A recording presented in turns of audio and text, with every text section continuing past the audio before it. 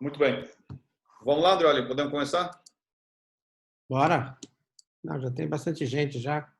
Então, mais uma vez, bom dia a todos. Bem-vindos às reuniões clínicas da Confederação Brasileira de Basquete. Mais uma vez, eu quero agradecer essa oportunidade que foi disponibilizada aí pela CBB e pelo professor Andreoli, que coordena todo esse departamento de saúde da Confederação. Essas reuniões estão acontecendo semanalmente, às quintas-feiras, às 11 horas da manhã. Os profissionais que trabalham na seleção estão se revezando em assuntos relacionados à saúde, fisioterapeutas, os nutricionistas, os médicos, uma visão mais de médico do esporte, mais clínica, uma visão mais ortopédica. Hoje nós vamos falar um pouquinho sobre o retorno ao esporte após lesão do ligamento cruzado anterior e algumas particularidades que existem no sexo feminino com relação a estas lesões. Então, aqui como, enfim, convidados para debater, o Andreoli, que tem vasta experiência aí no basquete, que é nosso coordenador, Isabel, Ariane, Jordana, enfim, os físios que estão com a gente, Felipe Tadiello, não sei se o Vinícius e o Bruninho estão aqui, mas, enfim, todo o pessoal do staff que quiser participar com a gente é um prazer. Vou fazendo as perguntas e quem estiver assistindo a palestra quiser mandar também a pergunta por mensagem, a gente vai respondendo ao longo da apresentação.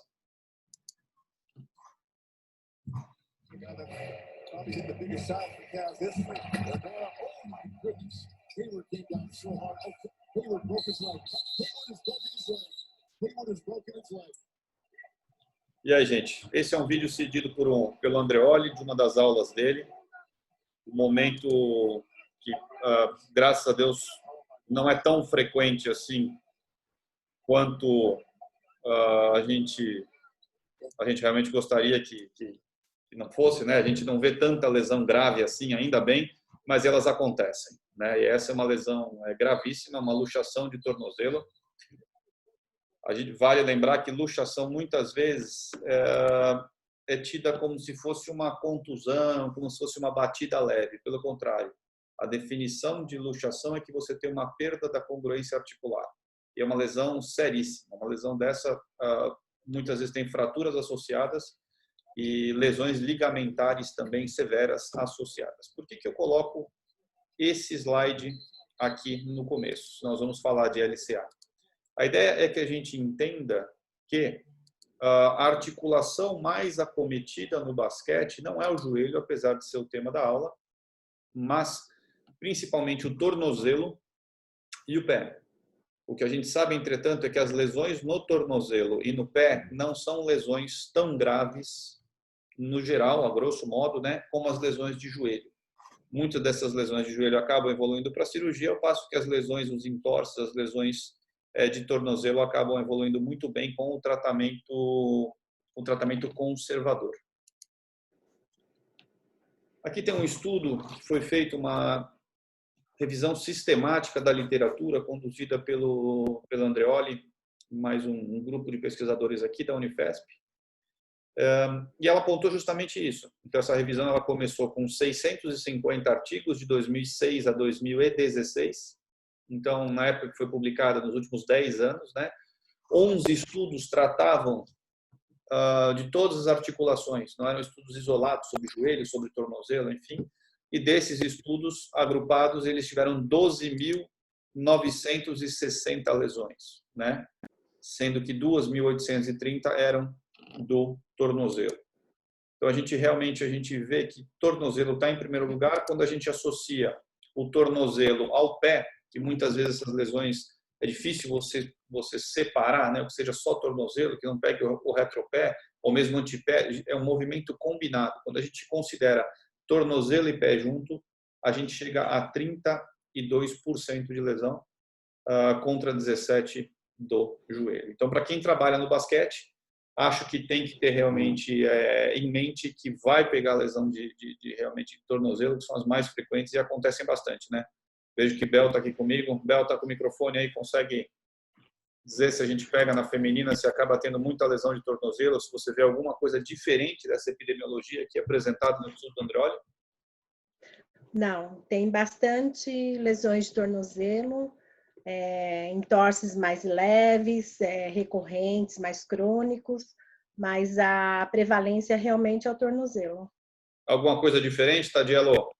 No masculino, alguma coisa diferente? Bastante tornozelo e lesões do joelho geralmente mais graves? Cara, de jeito nenhum. Tornozelo a vida inteira, desde sempre. Acho que não temos muito ainda como fugir disso pela própria característica do esporte. Né? Muito bem. Seguindo aqui, vou falar um pouquinho do que a gente vê de histórico aqui de lesões. Então, esse é um trabalho realizado com atletas universitários nas temporadas de 2009 e 10 a 14 e 15. Eles, então, agruparam os times e multiplicaram pelo número de temporadas, chegando a 176, então, times temporadas masculinos e 181 times temporadas femininos. E aí eles avaliaram a incidência de lesão. Aqui eu faço um parênteses, é importante a gente lembrar esse conceito, essa diferença de incidência e prevalência. A prevalência, geralmente, ela é exibida em percentual e ela diz quantos por cento dos nossos atletas tiveram alguma lesão.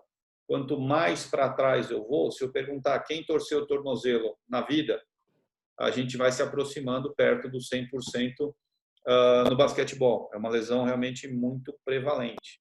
Agora, quando a gente quer comparar as lesões entre esportes diferentes, é necessário que eu considere o número de horas praticado. Por exemplo, eu posso comparar alguém que treina basquete 6 vezes por semana com alguém que joga tênis 1 vez por semana? Vocês concordam que quem treina 6 vezes por semana está muito mais exposto? Então, por isso que a gente considera o número de horas de treino. Então, o índice que a gente costuma usar mais para falar sobre lesão e comparar a incidência dessa lesão com outros esportes é em número de lesões por 1.000 horas de treino, 1.000 horas de exposição. E o que esse estudo mostrou? Quase 8 lesões por 1.000 horas de exposição no masculino e 6,5 no feminino. Então, a gente vê que no feminino tem um pouquinho menos. Esse mesmo estudo, ele investigou se essas lesões eram lesões que demandavam um afastamento prolongado ou era por pouco tempo. E o que eles viram? Que as lesões, 65% quase das lesões que ocorriam em jogos, eram lesões que levavam menos de 24 horas para retornar. E no feminino, 53%. O que a gente consegue depreender desse dado? Que estas lesões são inerentes ao contato que existe no esporte. Então, você imaginar, tem muito contato, mas graças a Deus essas lesões, apesar de frequentes, são lesões leves, como nós podemos ver aqui em 65% e 54% dos casos. Não sei se o Bruninho ou o Vinícius, que também tem experiência bastante aqui na físio, talvez o Gabriel, se estão aqui conosco, se tiverem, por favor, fiquem à vontade para falar. Mas, basicamente, o que a gente vê é membro inferior, né? Existem algumas lesões de ponta de dedo, às vezes dor no ombro, mas 60% das lesões acabam ficando restritas mais aos membros inferiores. Jordana também, Ariane, sim, enfim, o pessoal que costuma atender com a gente lá mais no dia a dia, quiser contribuir, fique à vontade nessa parte aqui de epidemiologia, ok? E nesse estudo, né, mostrando que tornozelo 17%, frente àquilo que a gente tinha visto da revisão sistemática do Andreoli, que apontava 21%, e quando o pé estava incluído junto, ia para 32% das lesões.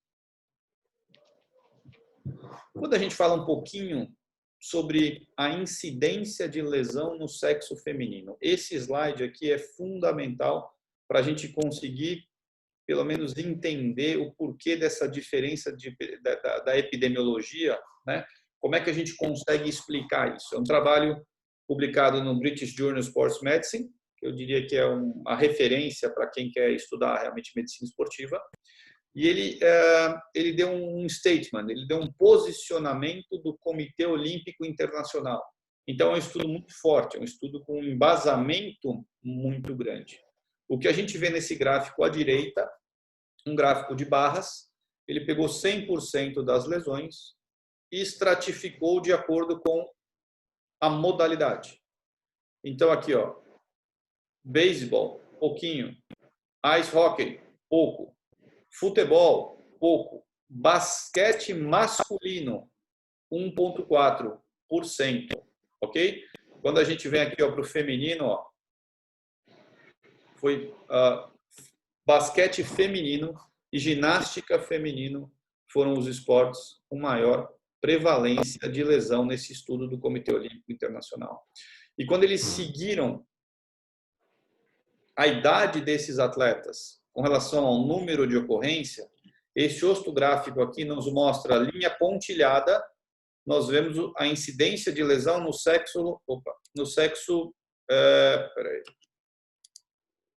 sexo masculino. O que nós vemos aqui. Isso vem subindo até por volta dos 17 anos, quando fica estável até os 35 e depois começa a decair. Agora, reparem bem na diferença que existe no sexo feminino. Existe um pico por volta aqui de 15, 16 anos. É o pico máximo, né, de 15 a 19, a gente diria, que é quando essas lesões elas são mais frequentes. E esse pico é muito mais alto do que o masculino. Entretanto, por volta dos 25 anos, isso decai bastante e fica bem mais estável. Um outro trabalho aqui também, que levou em consideração sexo masculino e feminino e a incidência de lesões. Ele mostrou que no basquete feminino, no anterior a gente tinha visto que era 4-1, nesse 3,5-1. Então, mais ou menos, as epidemiologias se repetem, mostrando que realmente a lesão de LCA é muito mais frequente no sexo feminino do que no masculino. 2,6 no futebol e uma vez igual no esqui na neve. Aqui é um caso clínico. Eu vou apresentar algumas informações de uma atleta da seleção brasileira feminina. Ela me autorizou a apresentar o caso dela. Entretanto, para a gente às vezes não entrar em muitas particularidades do atleta, eu vou mesclar com um caso de consultório também de lesão. Então, aqui eu vou mostrando um pouquinho de cada coisa para a gente acompanhar. Mas vamos lá. Essa atleta do sexo feminino, jogadora de basquete de alto nível há pelo menos 9 anos, teve um entorse ao mudar de direção. Bel, geralmente é isso que a gente vê, né? A atleta, ela fala se bateram nela, se ela tropeçou, geralmente é uma coisa traumática, né, Bel? O que você acha? Eu acho que a traumática, elas relatam num primeiro momento, na hora da angústia ali, do desespero, que não sabe o que aconteceu, e aí ela vem relatando, olha, eu acho que não tinha ninguém perto, foi sozinha, aí consegue ficar mais claro. Mas normalmente é atraumático. Alguma coisa diferente, Sana? Eu sei que você também tá conosco aí. Se tiver alguma coisa diferente com relação a essa lesão que você vê, mas a gente sabe que a grande parte das vezes isso é atraumático. Eu acho que é isso mesmo. A maioria das lesões como você falou, mudança de direção. Se vocês forem reparar aqui, você vê que o joelho dela faz um valgo. Então, o tornozelo fica para fora e o joelho para dentro, né? Então, olha lá o movimento. E depois ela puxa a perna, retornando a perna ao lugar. Então, a gente sabe, é uma imagem difícil, muitas vezes a gente não evita mostrar, mas a atleta, enfim, nos autorizou e o intuito é que a gente mostre, ao final da aula, que essas lesões, apesar de bem sérias, elas têm uma evolução muito boa. Então ela mesmo fala, eu não senti nada, ninguém encostou em mim, eu estava andando, de repente parece que meu joelho entrou realmente, afundou em direção à linha medial e o tornozelo para fora, né? Que é aquele mecanismo em valgo que a gente tanto vê. E aí uma anamnese, né? Normalmente a gente vê aqui 70% sem contato. Eu acho que, enfim, eu vejo até mais que isso. Claro que a gente não pode, opinião pessoal é o que menos vale na literatura, né? Mas eu diria que os casos, eu não me recordo assim de talvez um ou outro caso que teve lesão que foi associada a contato. Realmente, eu diria que mais de 90%, pelo menos do que eu atendo, está realmente relacionado a esse movimento de valgo e sem nenhum trauma. Geralmente os atletas também referem o quê? Um estalido, um barulho.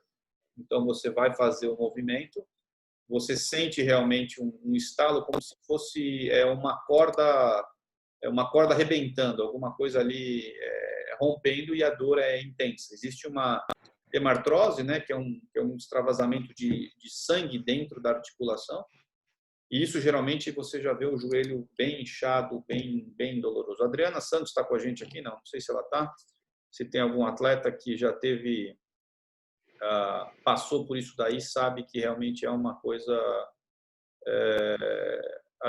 bem dolorosa. Paulo, Vamos lá. Adriano. Não, eu acho essa apresentação que você fez, puta, ela cai muito e é super importante, acho que todo mundo está aqui.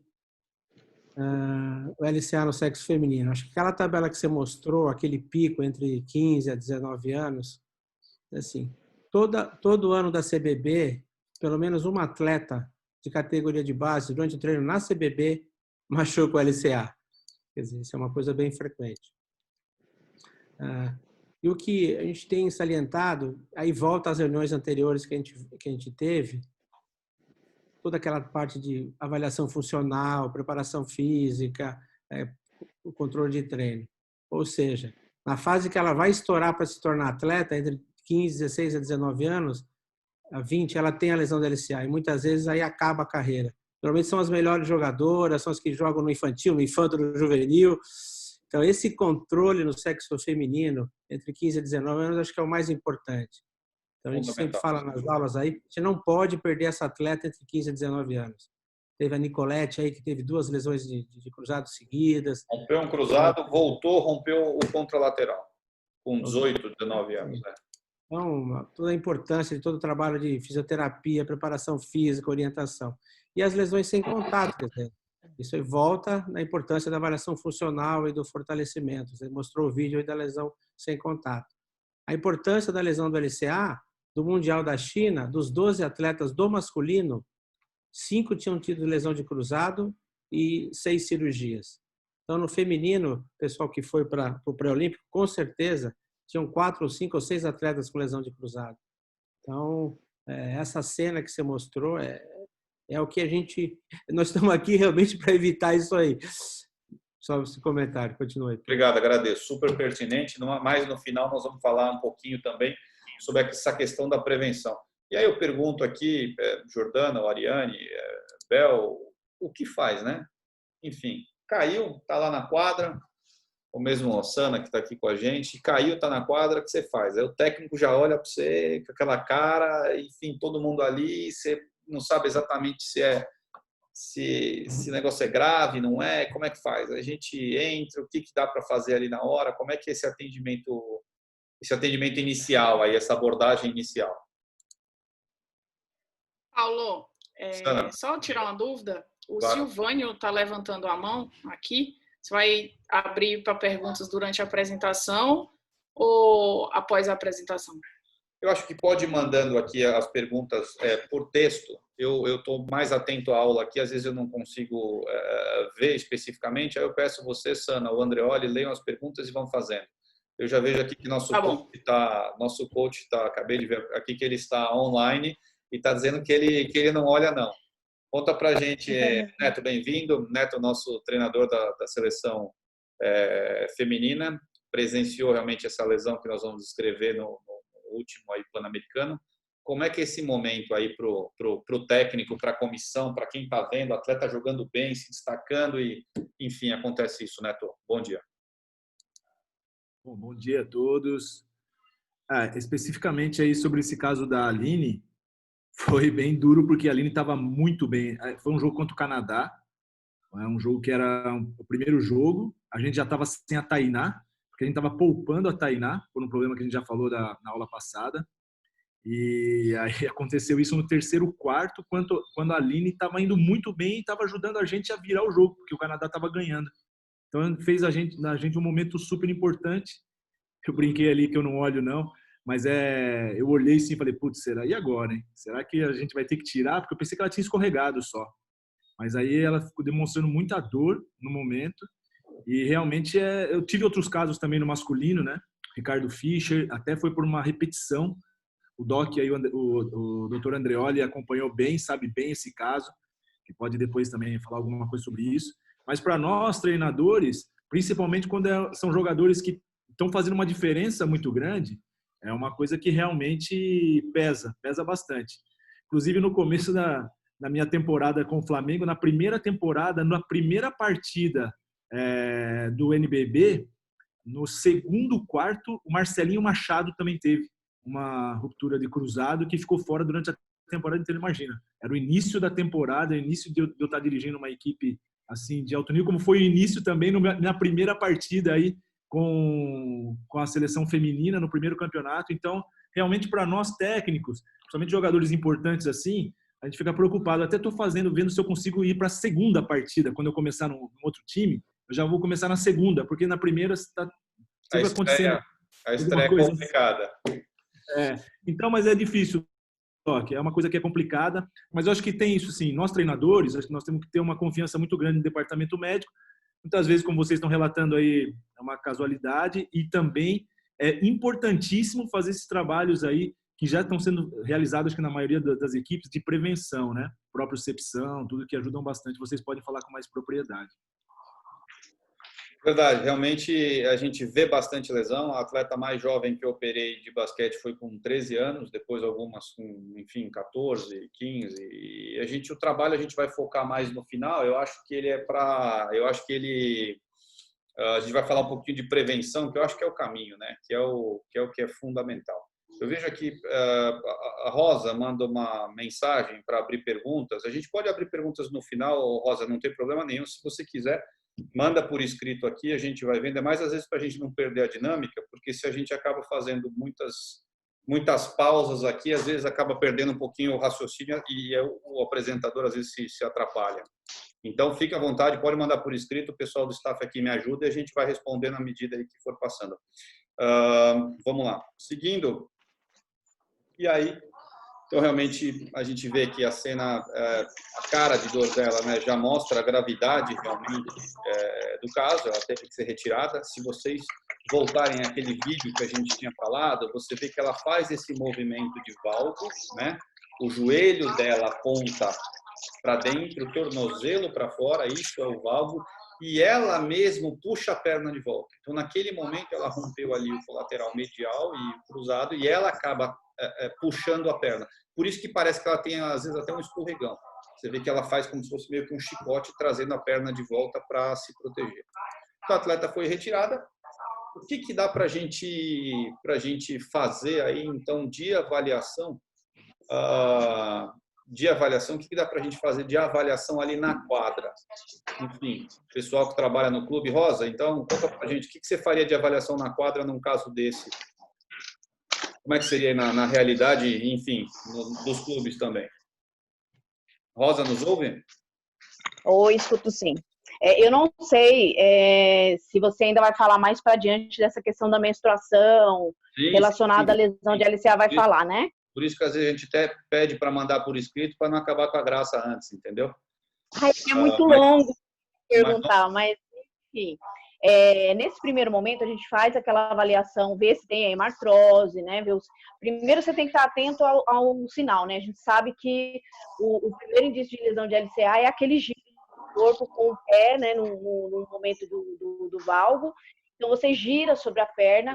Então, já dá um indício ali, quando você olha, você sabe mais ou menos. É que é difícil, né? A gente vê que, por exemplo, esse vídeo aqui... Pode concluir. Mas a gente tem essa observação, né, de todos os sinais ali da hemartrose. Nos primeiros momentos, dá para fazer uma gaveta, né, se a gente não tem a resposta já de espasmo da musculatura posterior. Mas a gente tem alguns sinais, assim, de indício.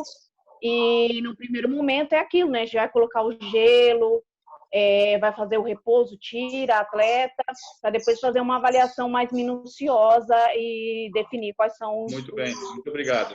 Na verdade, assim, existe até uma sigla, né, para a gente falar isso, que é o price, que é o atendimento inicial, a gente proteger ali. Esse exame eu discordo um pouco, eu acho que até para fazer uma gaveta, quando você vê o joelho inchado, quem já fez uma gaveta num paciente com a lesão de LCA sabe que você corre risco de tomar um soco na cara ali.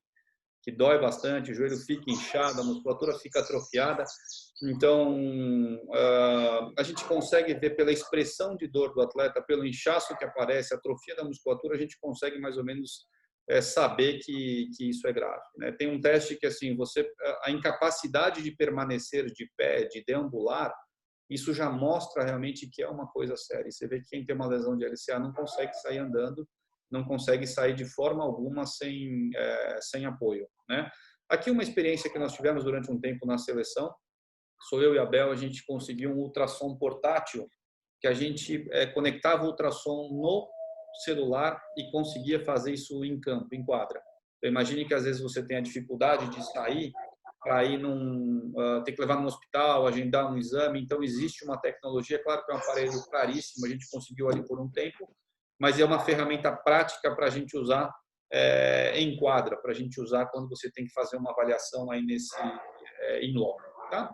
Com relação ao exame físico, diminuição do arco de movimento, claro, derrame, instabilidade anterior, tá? Esse exame físico no momento que não estava mais tão agudo, né? Claro. E aí fica então esse exame físico aqui, gaveta anterior, pivô shift, Lachman, instabilidade em valgo, tem um estresse em valgo positivo e, enfim, como é que a gente faz aí? Como é que é a abordagem? Como é que a gente conversa com o atleta? Como é que é essa situação? O atleta, será que já entende que existe essa lesão ligamentar? Como é que é isso aí, Ariane? Você que está na base com a gente, que está com essas meninas aí que tem altíssima incidência, como é que é essa abordagem? Uma vez ali que diagnosticou, você viu que tem essa lesão, como é que você conversa com o atleta? Como é que a gente deve fazer isso? É que a gente não pode dar nunca 100% de certeza pelos testes, né? Mas mesmo a gente já tendo noção que provavelmente está meio parcial ou totalmente rompido, a gente ainda prioriza para fazer uma ressonância magnética para realmente ter 100% de certeza e assim a gente conseguir conversar com o atleta. Porque senão a gente pode ficar no achismo, aí foi parcial. Mas já estando com a ressonância, a gente tem que conversar na boa, falar que a recuperação ela é nova ainda, não vai parar de voltar a jogar, vai voltar a jogar, então sempre acalmar uma lesão de então me coloco como tempo, né? Então dá para voltar a jogar. Claro, existem aqui até o Andreoli, o Silvano diz que teve uma lesão e que não teve esse quadro clínico intenso. Geralmente eu vejo que quando é uma relesão, quando alguém já rompeu o cruzado e operou, esse ligamento novo ele não tem aquela mesma aquela estrutura neurológica, aquela mesma sensibilidade que seria anterior. Então você vê que geralmente essa lesão de um enxerto, né, de um ligamento já rompido, normalmente não é tão doloroso. Alguns pacientes, sim, sentem uma dor leve, às vezes até saindo do carro, são movimentos bobos, movimentos que não são praticando esporte, mas eu diria que não é a regra. Tá? O que eu tento conversar com os atletas, eu acho que para todos nós que trabalhamos no esporte, é que a gente não pode ser torcedor. Né? A gente não pode ficar com o atleta, não vai ser nada, pelo amor de Deus, não. A nossa função ali é uma função realmente, nós somos profissionais ali da saúde, né? Então eu tenho, claro, acalmar o atleta. Andreoli? Não, eu acho que, assim, claro que nessa fase aguda, a gente está no esporte que você pode substituir, né? Claro, se estiver faltando 30 segundos, é o Michael Jordan, o time está perdendo, ele vai jogar até de ponta cabeça. No nosso caso, categoria de base, mesmo seleção, retira o atleta, faz a analgesia, examina com calma, põe ele, às vezes, está sentado no banco, mas põe ele sentado, vai no vestiário, vai com calma, quer dizer, conversa com o técnico, eu vou esperar um pouquinho, vou avaliar. Eu acho que nos próximos minutos você começa a ter uma ideia da limitação funcional. É que normalmente, não em todos os casos, mas esse caso já tem uma capacidade funcional muito grande. Às vezes pode ser só um colateral medial, ele é dolorido, mas a pessoa consegue movimentar. Mas eu acho que o afastamento, quando suspeita de lesão de cruzado ou colateral lateral, tem que evitar. A gente ouviu na primeira reunião o relato do Alex, ele teve uma lesão no primeiro jogo, ficou parado e voltou a jogar depois de 10, 15 dias e torceu de novo. Claro, depende do atleta. Mas e André, uma coisa você também, ponderar bem e tirar realmente, afastar. Fala, Isabel. Ariane. Que a gente, na quadra, imagina, na quadra, a gente tem a visão lateral, né? A gente não tem essa visão frontal. Então, por exemplo, teve a lesão da Aline, então eu estava assistindo de casa pela TV, até comentei com a Jo, na hora a gente conseguiu ver perfeitamente o valgo, toda a lesão. Na quadra, é importante a gente perguntar para o atleta também o que ele sentiu, qual o movimento que ele fez, né? Porque a gente está lá na quadra, a gente vê na lateral, a gente vê mais ou menos o movimento, mas a gente tem que perguntar para o atleta o que você sentiu, como que foi, né? E tentar acalmar ele, porque às vezes na hora a gente fica meio... O que eu acho que é importante a gente lembrar que nós não somos ali torcedores, né? Você tem que acalmar o atleta, enfim, e muitas vezes qualquer lesão leva uma ansiedade, mas ao mesmo tempo a gente tem que fazer os testes técnicos para avaliar e passar para o atleta. Olha, realmente parece ter uma instabilidade, não dá para voltar. Olha, realmente está com dor aqui. Não pode ser uma coisa de vamos lá, isso não dá. Como o Andreoli falou, existem lesões parciais que às vezes não são tão limitantes, a gente consegue diagnosticar num segundo exame, mas eu acho que a gente, mesmo trabalhando no esporte de alto rendimento, não pode perder um foco que a saúde do atleta é realmente importante. Tá? Não é só o resultado, mas a saúde do atleta. E a gente chega aqui a entrar na hipótese diagnóstica, né? Então, aquele mecanismo de trauma que nós vimos, um valgo, uma dor intensa, hemartrose, valgo, estresse em valgo positivo, instabilidade anterior. Mais ou menos aí, o que você imagina, Bel? O que você acha que, enfim, alguma coisa diferente do que uma lesão de LCA? Você vê alguma coisa a mais do que isso? Não, eu imaginaria uma lesão de LCA, dependendo do quanto eu conseguiria avaliar no momento, você pode levantar a hipótese de lesão meniscal, colateral medial. No caso da Aline, ali no momento, eu estava na quadra, eu não consegui acompanhar até o procedimento final, mas ela foi levada para o ambulatório e eu tive que continuar no jogo. O quadro de dor dela era muito importante. Muito importante mesmo. Na cara do atleta ali, e você sabe que realmente que tem alguma coisa mais séria, né? E pelo movimento ali, que ela fez ela segurava.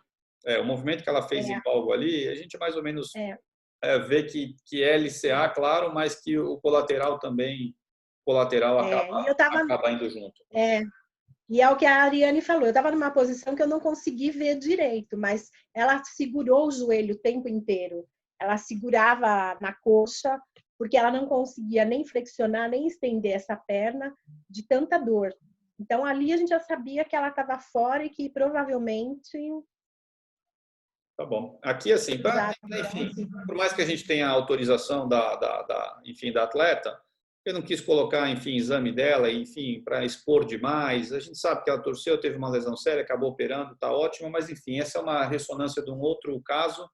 É mais para a gente conseguir identificar, então, aqui o que é uma lesão de cruzado, né? Não acho que isso é uma coisa aqui que é para o ortopedista mesmo avaliar, mas, enfim, dá para a gente ter uma ideia boa. Aqui a gente vê o cruzado posterior, né? Que vem aqui de posterior para anterior. Você vê o padrão dele, a cor dele, que é uma cor bem preta, que é um sinal que a gente diz de um ligamento inteiro, e aqui a gente vê o cruzado anterior com gap no meio.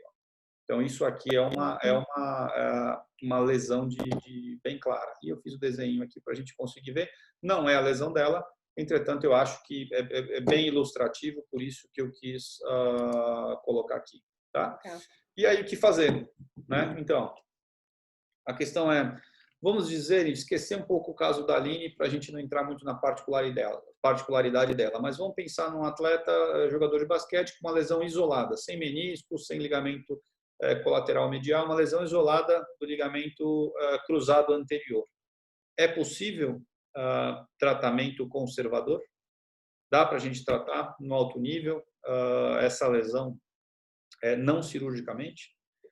Eu acho que a qualidade de vida desse atleta fica muito comprometida se você quiser colocá-lo para fazer esporte de alto rendimento e ele não tiver instabilidade, não tiver a estabilidade correta no joelho. Então, a lesão, tratamento conservador do LCA, ele realmente é possível em alguns casos. Às vezes, atletas às vezes pacientes não atletas com mais idade, às vezes alguém que não faz atividade física nenhuma, uma senhora que escorregou em casa, mas nunca fez esporte, não pretende fazer.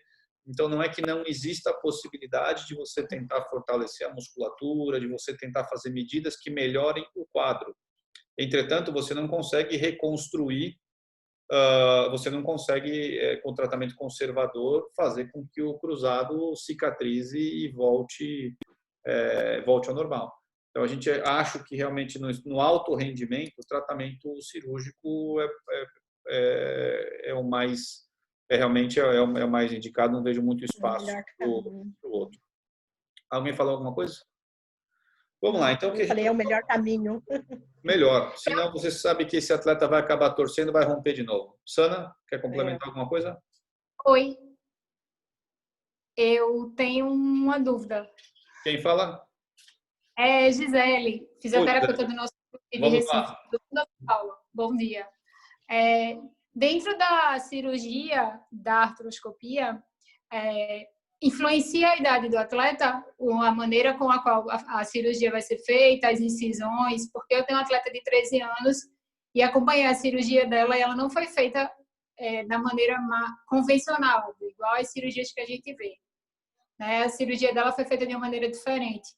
Por conta dela ter 13 anos, o médico resolveu fazer um tipo diferente de incisão. E claro. Eu queria saber... Claro, existe sim, quando a gente fala de pacientes esqueleticamente imaturos. Esqueleticamente imaturo quer dizer que ele não ainda fechou as físias de crescimento. São pacientes que ainda têm um potencial de crescimento tanto na tíbia quanto no fêmur. E quando você vai fixar um parafuso, você corre o risco de transfixar a físia. E isso levar a um problema de crescimento. Então, a gente vê nessa imagem aqui da direita, isso é uma técnica mais antiga de como era feito a cirurgia de LCA. Você entrava basicamente aqui na tíbia e saía lá em cima no fêmur. Tá? Hoje em dia a gente faz uma técnica mais anatômica, mas eu sei que indivíduos jovens, eles têm aqui nessa região uma linha de crescimento. Então, se eu atravessar essa linha de crescimento, pode levar a complicações. Então, existem algumas alterações na técnica que você faz. No fêmur, você consegue fazer uma outra técnica com um túnel um pouquinho mais deitado, fugindo da físia, ficando mais distal, ou mesmo fazer um túnel que você atravesse o mínimo possível de físia.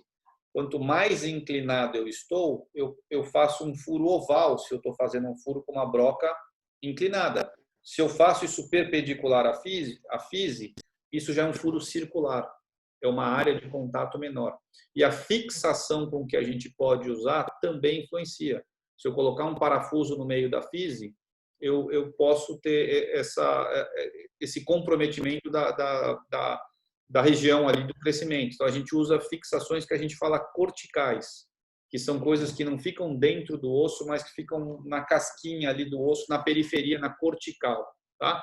Então, existe sim, isso é fundamental. Agora, para encerrar essa pergunta, eu acho que a gente tem que considerar que existem meninas de 13 anos que não menstruaram ainda, que são esqueleticamente imaturas, e tem meninas que menstruaram com 11 anos e têm um corpo muito mais próximo de adolescente, de mulher, do que de criança.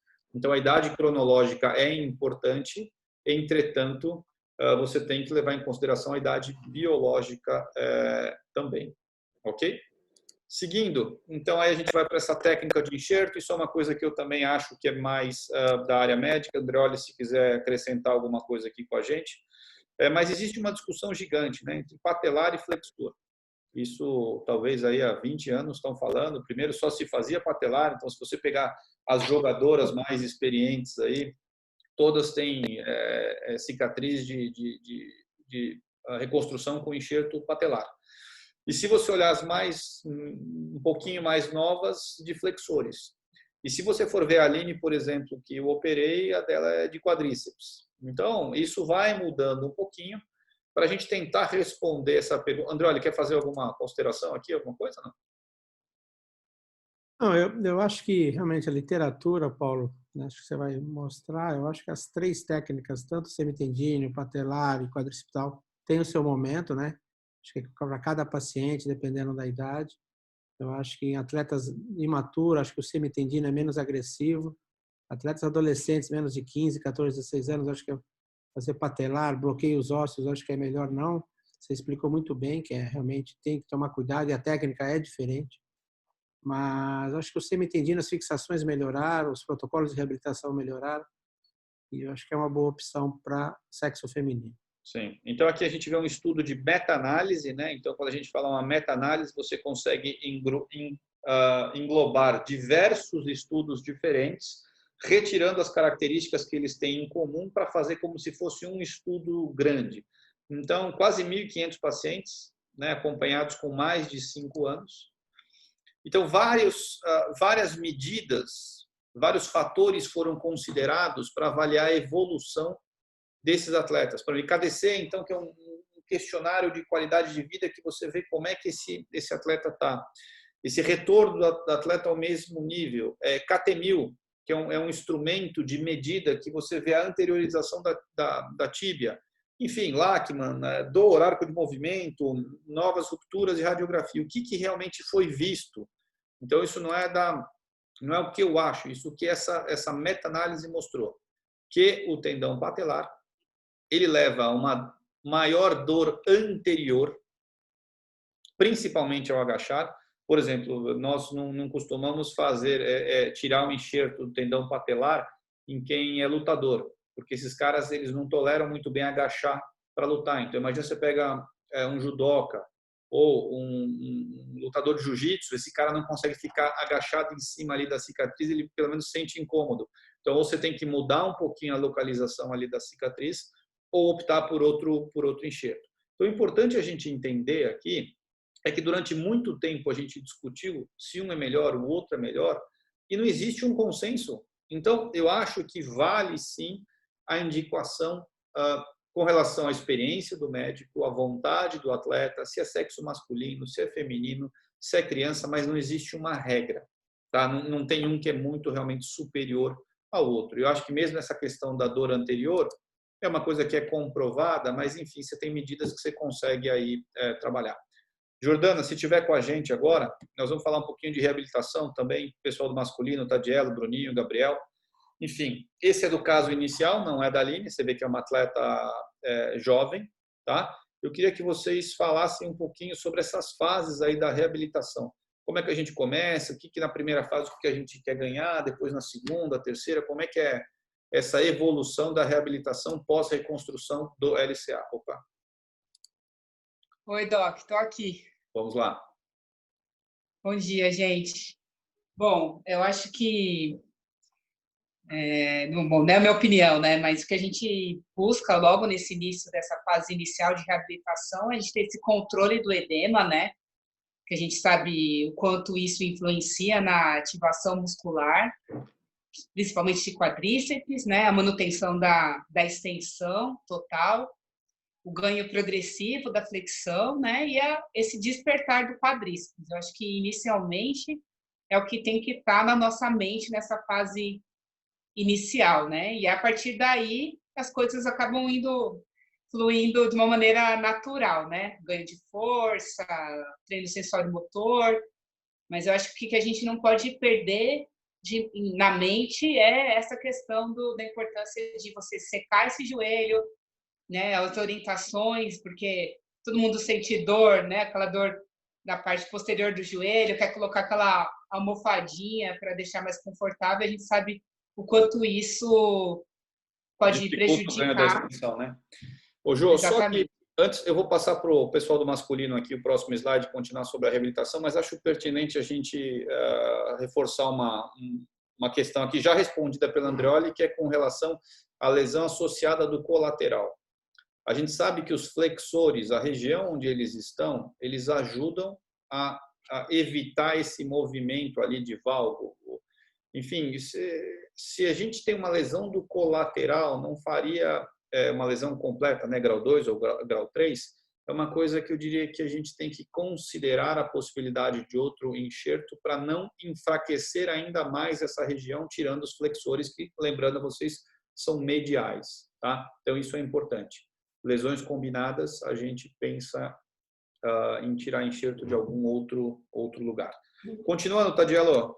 Acho que não sei se você conseguir dirigir, você parece estar dirigindo, não sei se está se mexendo aí, mas o Gabriel também, Vinícius, vamos ver aqui um pouquinho da reabilitação, né? Então a gente vê, eu normalmente tiro os pontos por volta de 15, 20 dias, aí começa aquela descarga de marcha, começa o ganho de ADM. O que você vê mais aí na evolução aí, Tageló? São duas coisas importantes que a gente costuma falar hoje em dia e são muito claras para a gente. Primeiro é que a gente vai ter uma pressa só, é em ganhar essa amplitude de movimento, principalmente de extensão. Essa é a maior pressa que a gente tem. O resto a gente não precisa ter mais a celeridade que a gente tinha antes e aquela preocupação que a gente tinha antes de devolver esse indivíduo em 6, 7 meses. A gente está pensando muito mais em 8 até 9 meses, às vezes até mais, numa recuperação de LCA, porque a gente percebe que esse enxerto vai ter muito mais qualidade quando a gente preserva ele durante um pouco mais de tempo. Então, a primeira preocupação que a gente tem é essa amplitude de movimento, que nem a Jo falou, secou um pouco, diminuiu, eu estou pensando em extensão. Conseguir a extensão, a gente não tem mais aquele sofrimento para aquele ganho de flexão. É lógico que dói um pouco, mas a gente consegue hoje em dia fazer com diversos recursos, fazer com que não seja um sofrimento tão grande. A lesão de LCA hoje em dia, ela não precisa mais ter aquele sofrimento tão grande. A não ser que o que você falou, de repente eu tenho uma lesão associada, eu fiquei muito tempo sem poder fazer uma amplitude de movimento adequada, por exemplo, sem descarga de peso porque eu fiz uma sutura de menisco, eu fiz um canto posterolateral, daí eu vou me preocupar de maneira diferente. Mas um LCA simples, hoje em dia a gente consegue levar muito mais tranquilamente, pensando principalmente na extensão nesse primeiro mês.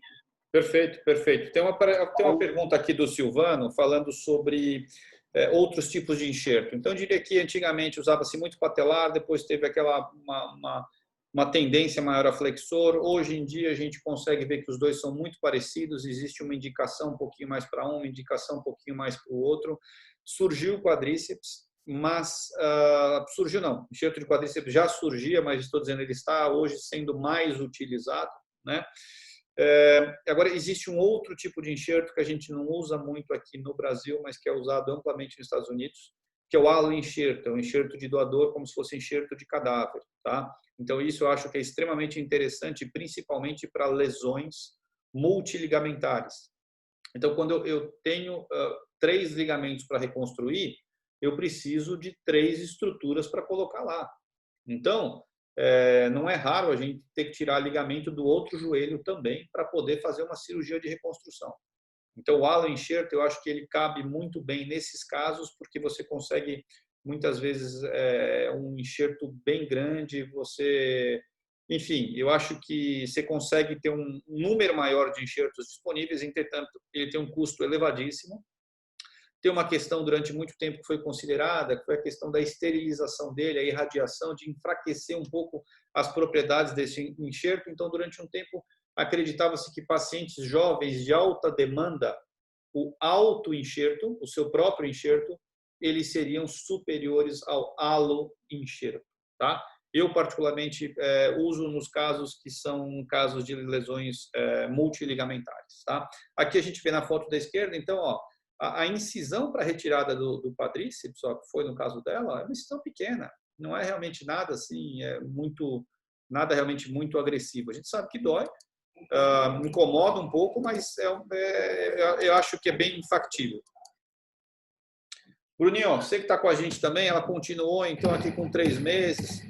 Dá saudade desse barulho, né? Para todos nós trabalhando com basquete, esse barulho de bola quicando aí faz tempo que a gente não ouve, né? E aí, Bruninho, alguma coisa mais para acrescentar? O Tagello já falou tudo para a gente, mas você acrescentaria mais alguma coisa, não?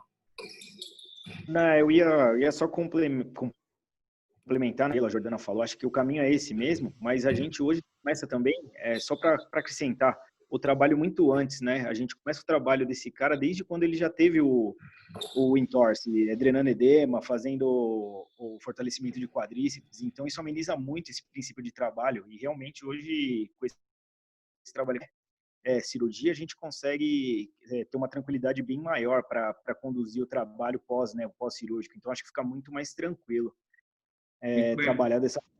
Eu vejo que um físio aqui, José Bassan Franco, está dizendo para a gente que gosta muito mais de reabilitar flexor do que quadríceps ou patelar. E aí, vocês veem diferença nisso daí? patelar é mais difícil a reabilitação? É mais? Como é que é isso aí? Na verdade, quando a gente pensa num patelar, num joelho de um saltador, obviamente a gente se preocupa um pouco. Dá trabalho e ainda existem, muitas vezes a gente acaba pegando essas tendinopatias que vão ficar por essa sobrecarga nesse complexo extensor. Então, não vou dizer que é mais difícil ou mais fácil, mas que a gente tem essa ressalva, a gente tem. E assim, é mais doloroso porque os flexores, você não tira nenhum plug ósseo, tá? Então, eu imagino que alguns aqui não estejam familiarizados, talvez, com essa cirurgia do LCA, mas o tendão flexor, você tira ele da região póstero-medial e não tem nada de osso nele.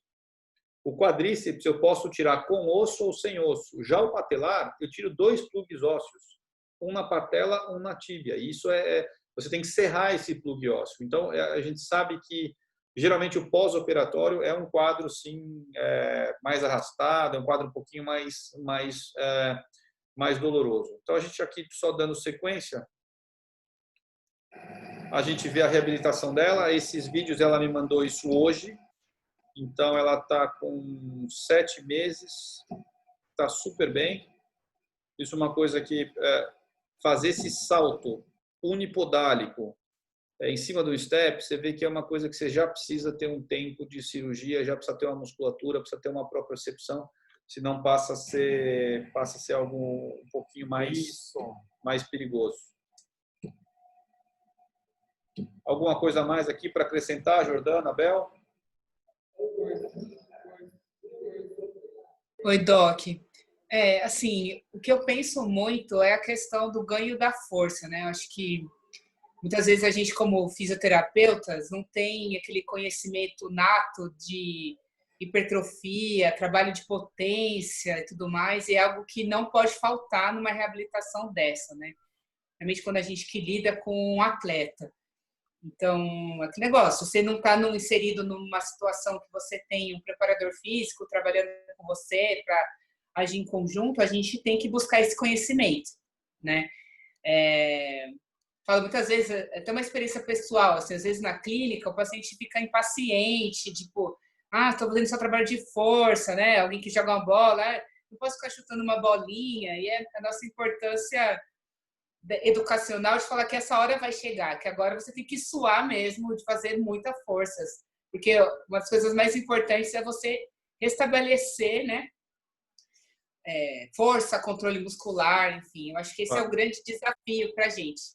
Claro, o Diego Falcão estava aqui com a gente, acho que ele acabou saindo, mas uma coisa que a gente tem ressaltado, e eu acho que é importantíssimo nessas reuniões, é a equipe multidisciplinar, né? Então, quando a gente consegue, realmente, você tem ali o físio junto com o educador físico, trabalhando junto, com a proximidade com o médico, também a questão do peso, isso tudo a gente vê que a evolução realmente é muito melhor, né? Quando a gente tem esse trabalho em equipe.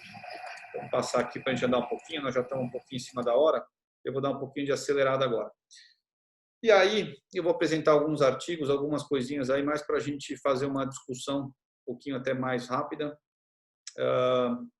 A gente vê essa foto aqui da direita que está circulada, a gente vê um mecanismo parecido com o que foi feito da Aline, né? Se você olhar aquele vídeo, ela faz exatamente isso, depois ela puxa de volta o joelho para fora para melhorar a dor. Aqui você tem um estresse na parte medial do joelho que acaba levando não só a lesão do cruzado anterior, mas a lesão do colateral. Tá? Um valgo desse tamanho aqui, não tem como você ter uma lesão isolada, e geralmente o menisco vai também. E quando a gente vê aqui do lado esquerdo, a gente vê uma diferença, né, dos joelhos fazendo um valgo dinâmico. A gente sabe que isso do valgo é um dos fatores, né?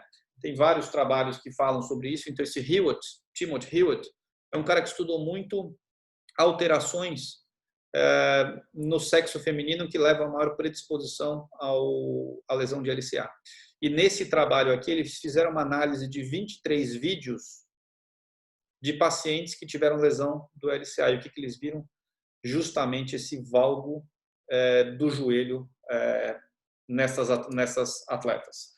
Então, mas o valgo é uma das coisas, né? A gente tem que levar em consideração que existem fatores anatômicos, existe a biomecânica, neuromuscular e a parte, claro, a parte hormonal. Então, quanto à biomecânica, as próprias mulheres tendem a ter um joelho constitucionalmente mais valgo do que o sexo masculino, que geralmente é um pouco mais varo. Então, só por isso, elas já acabam tendo uma maior predisposição a esse tipo de sobrecarga na região. Existe um outro estudo aqui também que avaliou essa distância que existe aqui intercondilar. Então, o ligamento cruzado, ele está aqui, ó. Então, imagina se isso daqui é mais estreito. Quando eu faço um valgo, é como se eu tivesse comprimindo esse ligamento. Então, existem trabalhos que mostram que essa distância menor no sexo feminino também está associada a uma maior incidência de lesão. Os fatores neuromusculares, aquilo que a gente falou, o valgo dinâmico. Então, também existem outros trabalhos que mostram o quanto esse joelho, no salto, o quanto esse joelho acaba entrando em valgo, né? E a questão dos hormônios. Eu acho que todo mundo aqui, enfim, as mulheres devem passar por isso, os maridos passam com as suas mulheres também. A questão hormonal, que a gente vê que uma mulher, às vezes, na TPM, é capaz até de quase matar a gente. Claro que brincadeiras à parte, mas a gente sabe que os hormônios influenciam na força, influenciam no estresse, no humor. Então, existem atletas que sabem que ficam estressadas e ficam nervosas e, por exemplo, querem lutar quando estão na fase pré-menstrual. Então, é possível, sim, fazer um trabalho que você faça um planejamento para que a atleta esteja naquele período de competição, em tal fase do ciclo menstrual, porque é uma fase em que ela se sente mais forte, ou que ela se sente mais ativa, mais forte. Então, é possível, sim, e isso influencia bastante. E alguns trabalhos mostram a relação do ciclo menstrual com a lesão de LCA.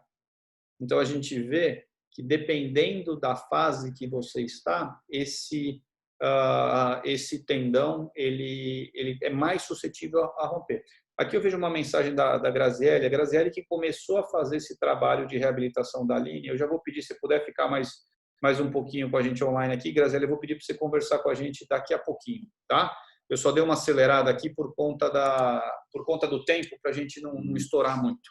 Então, existe sim uma influência do LCA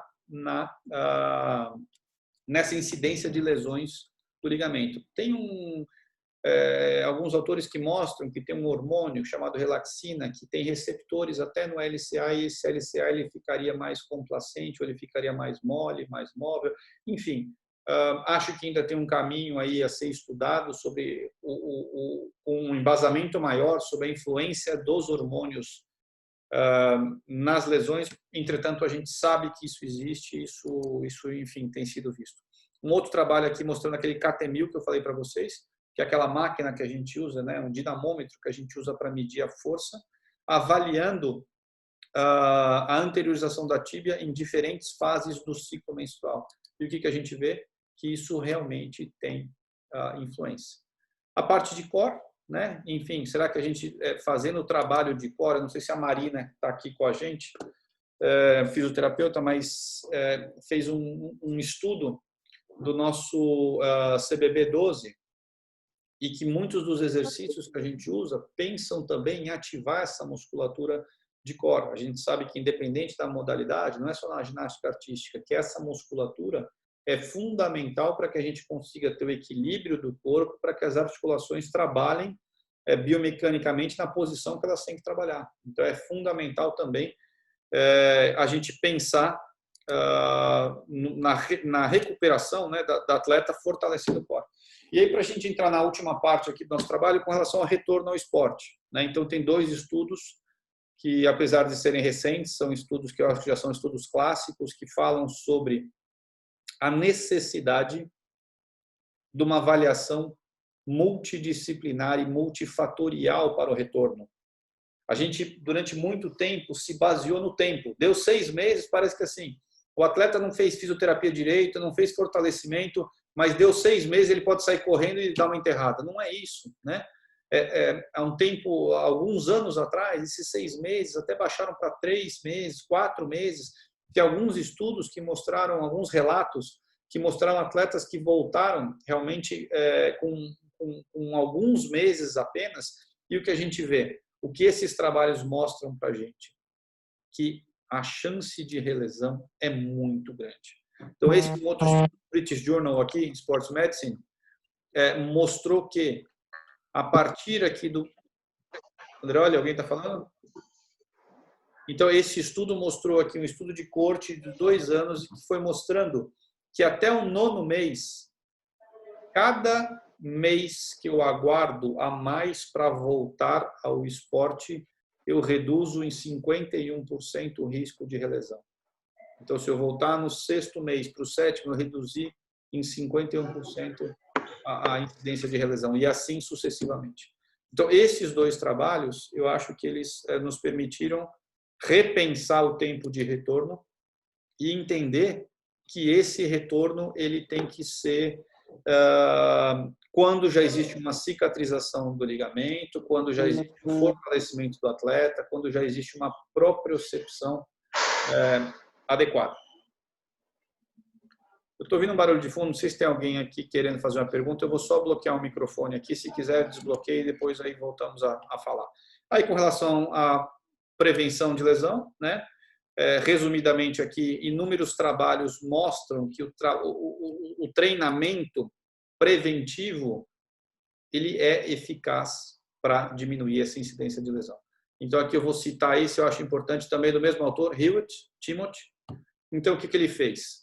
Para 1.000 horas de exposição, incidência de lesão em mulheres não treinadas, 0,43. Mulheres treinadas, 0,12. Em homens, 0,9.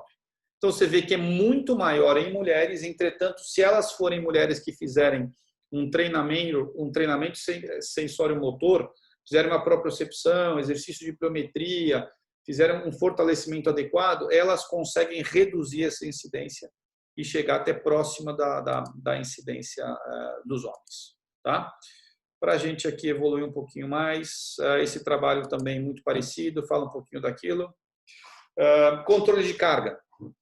Eu acho que aqui, se o Diego tiver voltado aqui, eu acho que essa é uma foto antiga do Vita, que trabalhava com a gente antes, com a Jordana. Eu acho que ela é muito ilustrativa. Eu peguei eles despreparados enquanto realmente estavam conversando sobre o que uma atleta poderia ou não fazer. Esse é o nosso dia a dia que a gente consegue fazer no clube, que eu acho que é um dos segredos para a gente conseguir ter uma reabilitação, uma recuperação adequada. É discutir realmente cada atleta individualmente, até onde eu posso ir, o que eu posso fortalecer, como é que eu posso fazer essa reabilitação, o que dá para aumentar. Então, Diego ou Jordana, se quiserem aqui acrescentar alguma coisa, fiquem à vontade. Estou aqui, mas está ótimo. Pega aí. Estou aqui, estou acompanhando. Está ótimo. Tudo bem? Podemos continuar, Diego? Pode continuar, está liberado. Então tá bom. Aqui a gente está chegando no final. Esse é um trabalho, acho que é o mesmo trabalho que a gente acabou usando na semana passada, se não é muito semelhante, que mostra, e aqui eu chamo a atenção, gente, quem deu uma dormida aí, preste atenção. Isso aqui tem que guardar, ok? 9 vezes mais lesões em quem treina na categoria acima. 7,5 vezes mais lesões para quem, adolescentes, né, que treinam mais que 10 horas por semana. Né? Então, quem trabalha na base, eu acho que tem que ter realmente um cuidado, muitas vezes, com promover esses atletas. A gente entende como uma promoção, tirar do sub-14, mandar para o sub-16, mas, às vezes, isso pode levar um atleta promissor até a carreira interrompida, eventualmente, por uma lesão. E aqui a Graziele, se estiver com a gente, a Graziele tem uma clínica gigantesca de fisioterapia em Campinas, que chama Instituto Mood. Ela deu assistência na fase inicial para a Aline em Campinas, por uma questão logística da Aline estar mais próxima da família lá. Então, nossas fisios aqui acabaram mantendo contato, mas nessa fase inicial foi a Graziele e o Instituto Mood que acabou auxiliando bastante aí na reabilitação. Grazi, você está com a gente? Está ouvindo? Hello? Bom, ela mandou uma mensagem aqui antes, enfim, dando a impressão dela. Imagino que ela tenha que ter saído. Ela tinha me dito que não poderia entrar ao vivo, enfim, que estava num treinamento. Mas de qualquer maneira, mandou mensagem aí, tá aí sim. Tá aqui, ó. Ok. Estou seguindo. Aqui para a gente encerrar. Estamos no finalmente, gente. Olha a cara de dor dela. E essa foto só está aqui porque ela realmente autorizou. E por que a gente põe isso daqui?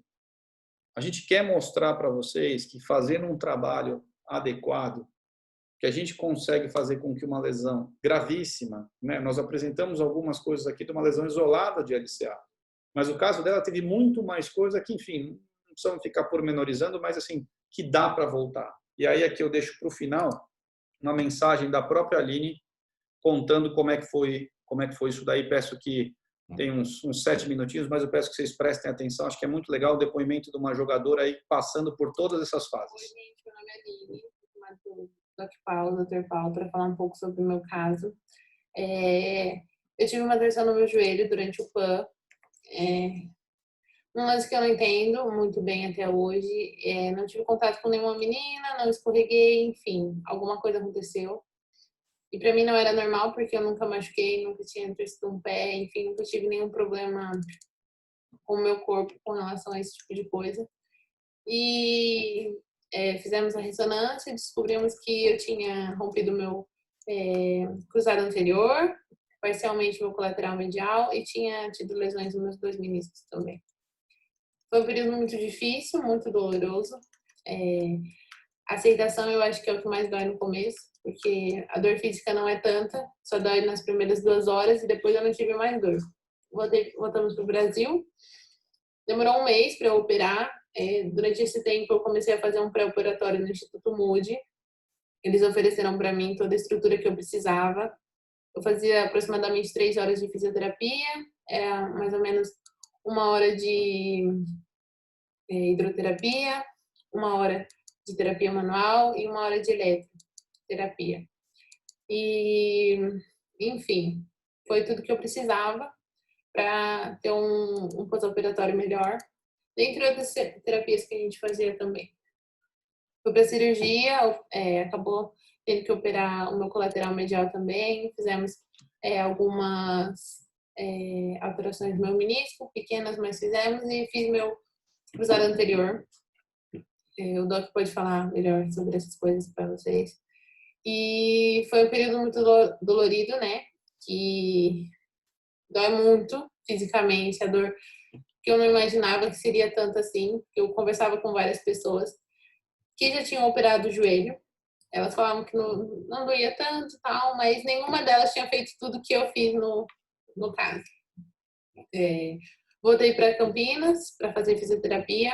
Aí a gente começou a fazer um intensivo de aproximadamente 5, 6 horas por dia. Ali eu fazia todas as terapias que vocês podem imaginar, para ganho de força, para ganho de propriocepção, para principalmente conseguir flexionar meu joelho, porque eu tive muita dificuldade durante todo o período para conseguir esse ganho de flexão.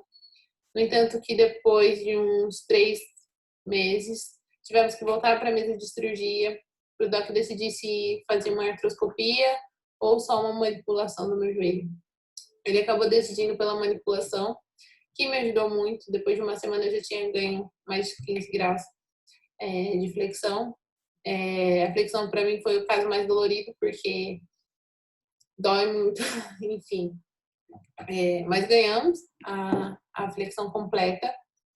Depois de um tempo, eu passei em Franca, fiquei 1 semana para usar toda a estrutura que eles tinham lá com relação ao basquete masculino, né?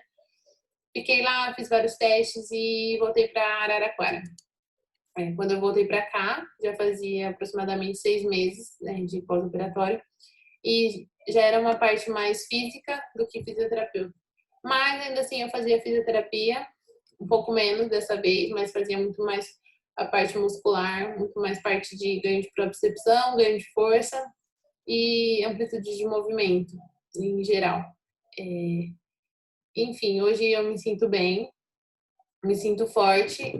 Acredito que se não fosse essa pandemia eu voltaria a jogar agora em maio. Acredito que voltaria a jogar bem. Meu corpo está bem para isso, ele demonstra dia a dia o quanto ele vem evoluindo. Acredito que ele está até fisicamente melhor do que eu estava. Eu lembro que o Doc me falou para me falou depois da cirurgia que eu tinha que me cuidar, né? Cuidar do meu corpo, principalmente com a minha alimentação. E essa dica foi muito boa, guardei muito para mim. Tive acompanhamento nutricional, mas principalmente acompanhamento de vários profissionais que me ajudaram muito. A seleção não me deixou faltar nada. Com relação à minha cirurgia, foi no melhor hospital de São Paulo, não tive o que falar. O médico, o Dr. Paulo, incrível, fez uma cirurgia excelente, espetacular, que hoje eu tenho noção disso, que meu joelho está ótimo. Hoje eu não tenho mais dor, ele não me incomoda em nada, eu tenho uma vida normal. Quando eu vou treinar, ele é normal, enfim. A fisioterapeuta da seleção me manda mensagem até hoje, pergunta se eu estou bem, se ela pode ajudar com alguma coisa, a Adel. A coordenadora Adriana me acompanhou sempre, o técnico, o preparador físico, enfim, me deram toda a estrutura. O Instituto Mood, que me ofereceu ótimos profissionais. A dona do Instituto, a Gra, é uma graça, e ela me atendia várias vezes por N razões, enfim. E o SESI, que não me deixou faltar nada, que me deixou ficar em Campinas, né? Porque isso foi um pedido meu, que é mais próximo da minha família, mas que sabia que eu estava em boas mãos. E quando eu voltei para cá, tinha toda uma estrutura feita para me acolher, para me dar o melhor que eu precisava. E os profissionais daqui, sem palavras, o preparador físico, o Fábio, é excepcional. E hoje eu acredito que está normal.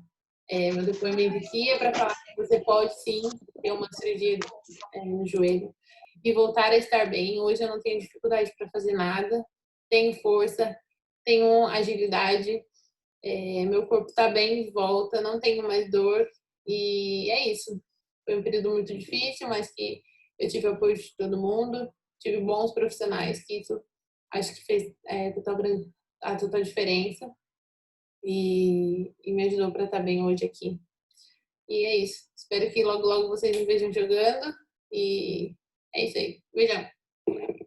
Muito legal, né? Emocionante quando a gente vê o depoimento da atleta, assim, depois de uma lesão séria. A lesão dela foi muito além, né, do LCA. Enfim, ela tinha menisco, outros ligamentos colaterais, que, como eu disse, não vale a pena a gente pormenorizar, mas o que eu acho é muito bacana a gente frisar o quanto ela se recuperou e a vontade que ela tem de mostrar para todo mundo que ela não desanimou. Ela fala que ela está até agora mais magra do que estava antes, está se cuidando mais, está mais forte, está mais determinada.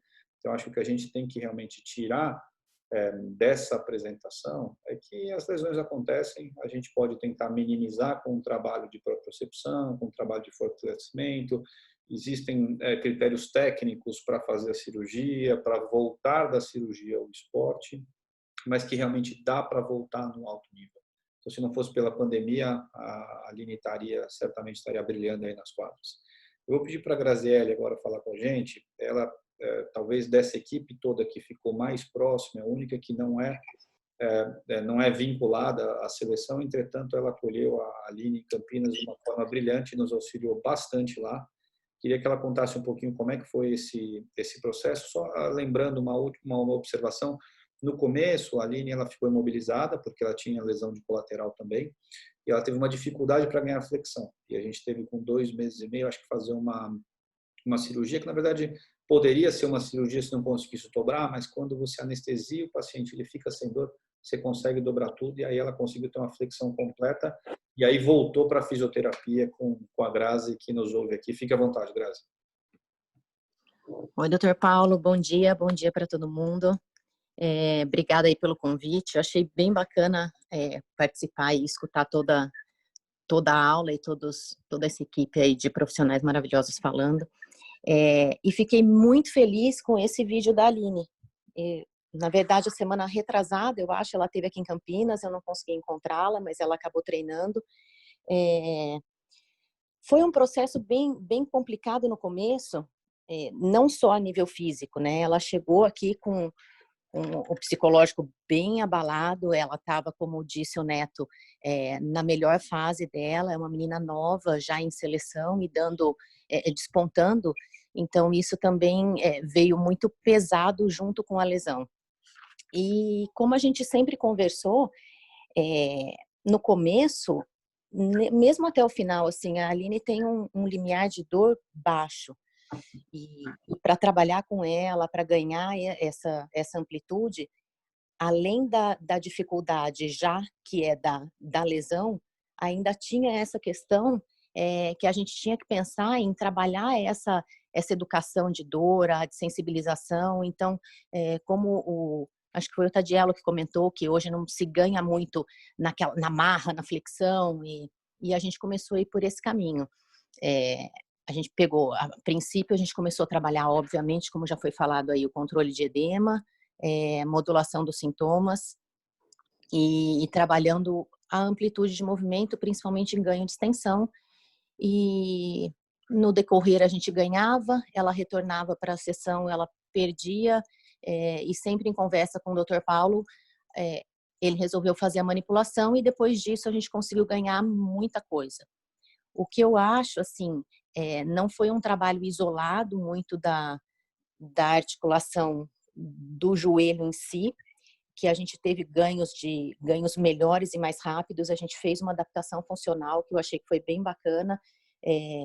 Ela começou a ter desequilíbrios de quadril muito importantes, pelo tempo de imobilização e pela própria lesão em si. Talvez antes ela já tivesse algum desequilíbrio e a gente não sabe, por isso que eu acho que é importante até o que vocês estavam falando da questão de prevenção, da gente já avaliar e estar em constante avaliação dos atletas durante aí a temporada.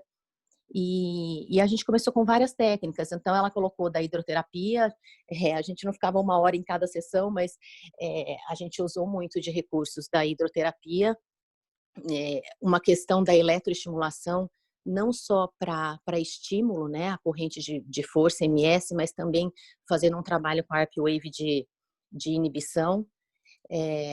A gente usava muito alguns recursos aí de recovery que a gente tinha, porque aliviava e a gente tinha uma recuperação mais rápida para poder voltar e trabalhar pesado. A parte nutricional foi uma coisa muito importante, porque num pós-operatório conta muito. Então, a gente também conversava muito com ela a respeito disso, para ela buscar uma dieta alimentar. E a gente foi evoluindo. Não foi um trabalho fácil no começo, mas era uma menina muito disponível. Ela foi muito forte, ela em todos os momentos dava o melhor dela. E a gente, junto com uma equipe que trabalhou em diversas frentes do Instituto, aos poucos a gente foi conseguindo ganhar, até que ela teve que voltar para Franca. E hoje, olhando esse vídeo dela saltando, a gente fica muito feliz, porque quando ela saiu daqui, ela ainda não estava com essa adaptação funcional de movimento. E hoje a gente vê que ela está ótima e com certeza vai voltar e vai brilhar muito mais nas quadras aí. Muito bem, agradeço, Grazi, aí o depoimento, a ajuda que foi feita no começo. Tem mais algumas perguntas aqui. O nosso coach Neto, ele fala, observação importantíssima, que não é treinar na categoria acima, né? Eu mesmo disse no começo que tem atletas de 13 anos que parece que tem 15 e outros que parecem que tem 11. Então, isso não é uma coisa que não é possível ser feita, contanto que seja bem avaliada e individualizada, né? O que a gente vê, o que a literatura médica mostra, é que existe uma maior incidência de lesão. E essa incidência de lesão, eu acho que acontece não quando eles aumentam, mas quando eles dobram. Então, muitas vezes você vê alguém do sub-14 que, em vez de ir para o sub-16, ele vai para o sub-14 e sub-16. Então, ele passou para fazer 2 categorias e categoria acima. Isso, para alguns, é possível, para outros, não é. O que a literatura mostra que pode machucar. Então, a gente tem que realmente ficar atento a isso. Agradeço, então, a Graziele, que nos auxiliou bastante em Campinas, sem ter nenhum vínculo com a jogadora, ou mesmo com a gente. Ela acabou abrindo as portas da clínica dela e foi realmente foi fundamental nesse processo de reabilitação. Eu vejo outras pessoas aqui também mandaram mensagem, mas a nossa ideia é fazer uma reunião de mais ou menos 1 hora para que a gente acabe não perdendo muito foco. Peço desculpas, no começo eu me estendi um pouquinho mais, é que o assunto é um assunto bastante interessante. Eventualmente, quem quiser pode mandar a pergunta para mim pelo Instagram, enfim, pelo meu e-mail, mas nós vamos encerrar por aqui. Queria agradecer todos os físicos que participaram, educadores físicos, toda essa equipe multidisciplinar que ajuda tanto a gente, a Aline, pelo depoimento dela, né, pela brilhante recuperação, a todo o nosso staff da CBB, e todos envolvidos aí na área do basquete, o Andreoli, que é o responsável pelo nosso departamento médico e que tem organizado essas reuniões. E lembrá-los, quinta-feira que vem, 11 horas, estaremos aqui, todos convidados. Por favor, Andreoli. Então, semana que vem, acho que seguindo até na linha de raciocínio, a gente vai falar sobre tornozelo. Então, a gente vai ter a presença aí do Raduan, do Gabriel e do Felipe Tadiello, e todos os físicos. Quer dizer, vai ser uma discussão agora focada no tornozelo. Especificamente, acho que desse assunto, Paulo, daqui a algumas semanas, aí é o desafio aí para os fisioterapeutas. Acho que nós temos que falar 1 hora e meia sobre os critérios de retorno. Então, sim, fundamental. Eu acabei acelerando no final, Andreoli, porque eu vi que a gente discutiu muito no começo, então passei meio rápido uma parte que era importante. Especificamente, a gente vai fazer um só de critérios de retorno daqui a um mês e pouco, a gente volta a falar disso aí. Tá bom, gente? Andreoli, fica a sugestão também, critérios de retorno, importantíssimo também, a transição, fisioterapia, preparação física, quadra, tá? Só uma sugestão também. Muito importante isso. Muito bem-vinda. Nós estávamos com saudade desse sotaque aí. Fazia tempo que a gente não ouvia. Aí tem que treinar. Vamos treinar. Aqui eu só respeito o sotaque da minha conterrânea e da minha família. É Falcão, Gisele Falcão. O resto tá tudo errado. E da Saninha também. Muito bem. Agradeço aí a participação de todos. Quinta-feira que vem, então, entorse tornozelo. É a lesão que a gente vê mais prevalente, mais incidente aí no basquetebol. Assunto fundamental. Será apresentado pela nossa equipe aí, com a participação de todos para discutir. Uma excelente semana. Saúde para todo mundo. Até quinta-feira, gente. Fiquem com Deus aí. Valeu, Paulo. Parabéns. Valeu, Andreoli. Desculpa. Oi.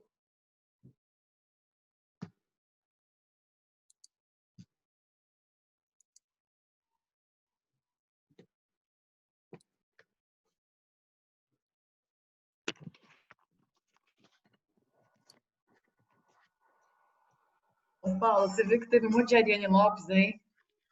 Então, não entendi. Tem umas 10 Ariane Lopes aqui? Eu acho que foi o link que eu pus no Instagram. Eu acho que o pessoal entrou pelo meu nome.